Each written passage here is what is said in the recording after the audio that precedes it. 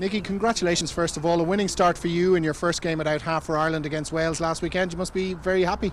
Yeah, it was a nice way to start the Six Nations campaign, and I think it was just a massive buzz for me, especially to get the starting jersey. I wasn't really expecting that, so it was very exciting. Moving home as well from Fortress Ashburn, which served you very well and provided great support, but there was this fantastic crowd in Donnybrook at the weekend as well, wasn't there? Oh yeah, absolutely. Ashburn was always really good, and going over to Donnybrook then we just made it our own, and the crowd really got behind us, and I think it made the difference on the day. What difference did the 4G surface make? I prefer it, training with sevens. We would train in the 4G day in, day out, so I do prefer it, but I think it speeds up the game a wee bit, can make it a wee bit more skillful, and if it's wet, a bit more slippery, so it does make a massive difference. And looking forward to this weekend. You've got France. It's always going to be one of the toughest games of the season for you. What are your expectations? We go out there to do a job. That's the only thing that we have our eyes on. Try and make a bit of history, go over to France and get the win. It's always going to be tough. France are massively strong competition for us, but we'll go in and pick out our strategies and hopefully go out and get the win.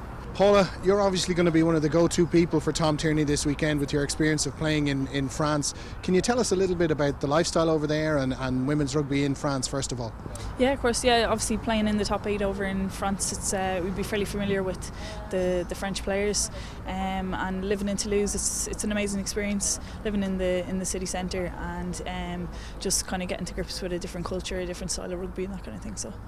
So you play in the top 8, that's 16 games a season. You're also running your own business from Toulouse. That's right, yeah. So we play top 8, so it's each team home and away. So there's a lot of travel involved. You can be travelling up to, say, Rennes in the north, which would be kind of, say, a 10-hour trip up and then 10-hour trip back. So there's a lot of travel involved.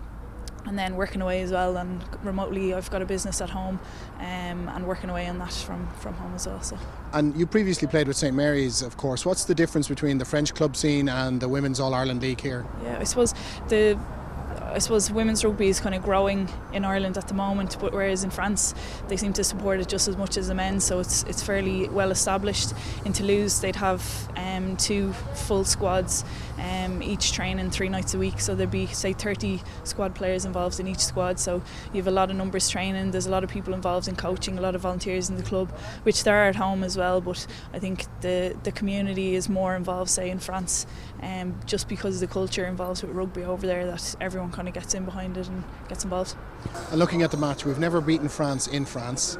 It's a sort of a, we won't say bucket list, but it's one that we want to tick the box on, isn't it? Absolutely, yeah. It's something that's hanging over our heads now at this stage, and we'd like to put it to bed. So yeah, you're right, we've never beaten France in France, but over the last few results there's only been a score in it in terms of the results, so yeah, we'll be looking to put that one right this weekend. Alright, yeah. And great news, the match is going to be live on RTE as well at the weekend. Yeah, absolutely, it's fantastic news. I think France 4 over there televise all their women's games, so it's great to see RTE jumping on board as well and getting involved. So, yeah. Paula, best of luck at the weekend.